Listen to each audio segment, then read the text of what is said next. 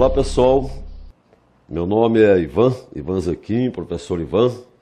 Nós vamos trabalhar com raciocínio lógico e começando com um tema que aparece nos editais de todos os concursos públicos, tá? De qualquer banca.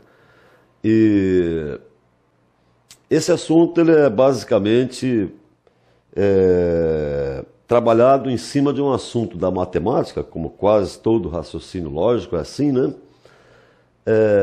Sobre conjuntos.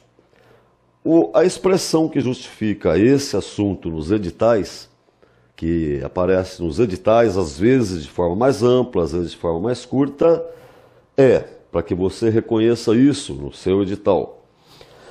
Compreensão, comecei a escrever ali, né?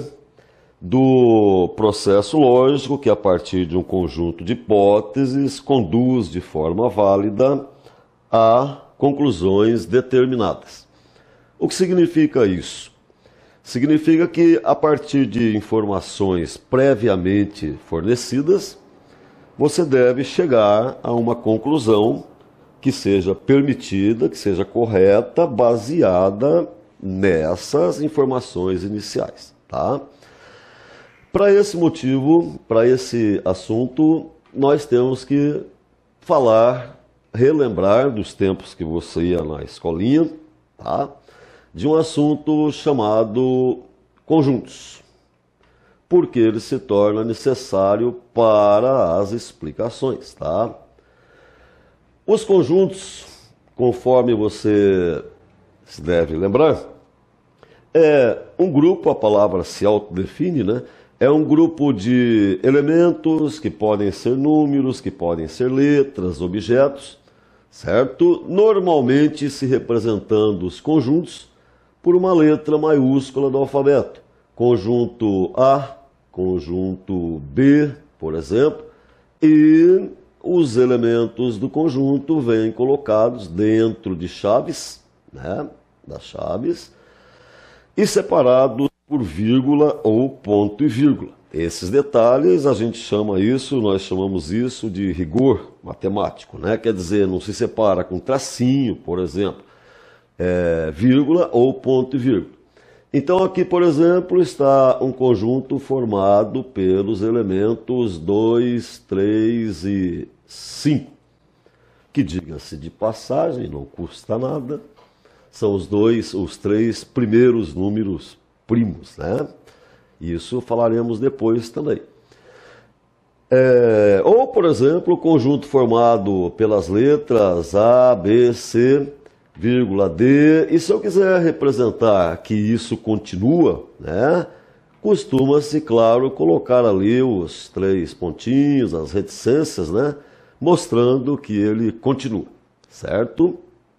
Pois bem,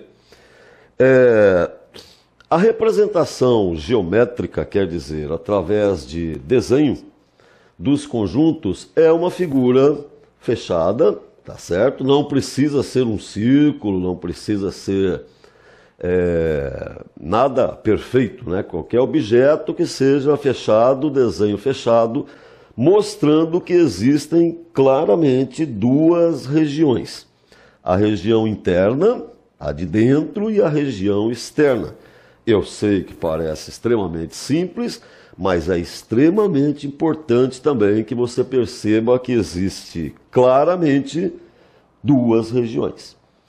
E o conjunto A, por exemplo, eu colocaria aqui o número 2, mostrando que é um dos elementos, o número 3, mostrando que é outro elemento, o número 5, mostrando que é outro elemento, certo? Então, esse aqui seria o conjunto A representado graficamente, representado geometricamente, ou de uma forma mais simples, representado com um desenho, certo? Quando um elemento está dentro de um conjunto, por exemplo, o 2, o 3 e o 5, nós dizemos que esse elemento pertence ao conjunto, certo? Então, eu diria que o elemento 2 pertence ao conjunto A, o 5 pertence, o 3 pertence. Se um elemento não pertence, por exemplo, o número 6, que estaria aqui fora, por exemplo, né? Aliás, não pertencem ao conjunto A todos os outros infinitos números que existem, pois só esses 3 pertencem, não é? E esse 6, então, eu direi que ele não pertence ao conjunto A. E chamo a atenção porque isso já pode ser uma questão de prova dentro desse título, tá? Porque o título envolve esse assunto. Tá, o título que eu quero dizer é aquele que eu expliquei no começo. Nunca diga nem escreva, não vá cometer esse erro, por exemplo, o número 5 está contido no conjunto A. Veja que a ideia procede, né? Porque ele está dentro do conjunto A. Mas o termo está contido, é um termo técnico, é a linguagem matemática, o rigor matemático, né? Não permite que se use essa palavra de elemento para conjunto. Nunca, tá? E usa-se pertence ou não pertence. Esse pertence ou não pertence é conhecido na matemática como relação de pertinência. Relação de pertinência. A relação de pertinência, apenas repetindo, tá? Apenas é utilizada de conjunto para, de elemento para conjunto. Elemento para conjunto, certo? Nunca se usa essa expressão pertence ou não pertence para dois conjuntos, só de elemento para conjunto. Então, de elemento para conjunto, você vai utilizar o pertence se o elemento estiver dentro do conjunto. E a simbologia, você lembra desde que era uma criancinha lá na escolinha rural, né? É aquele E estilizado assim, certo? Tava com saudade dele? Pois é, olha aí, ó.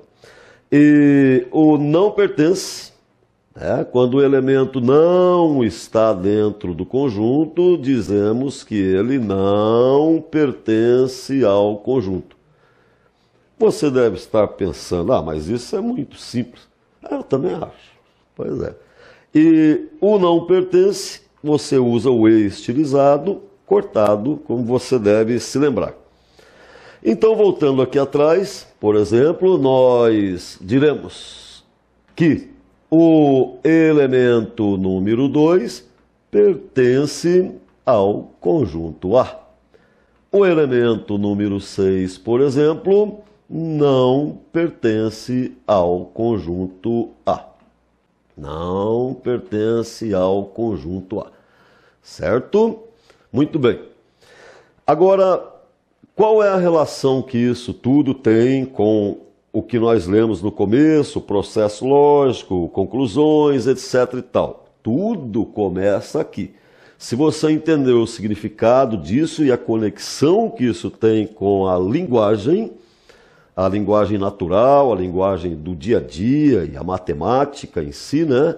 Aí você vai compreender essa parte toda tranquilamente.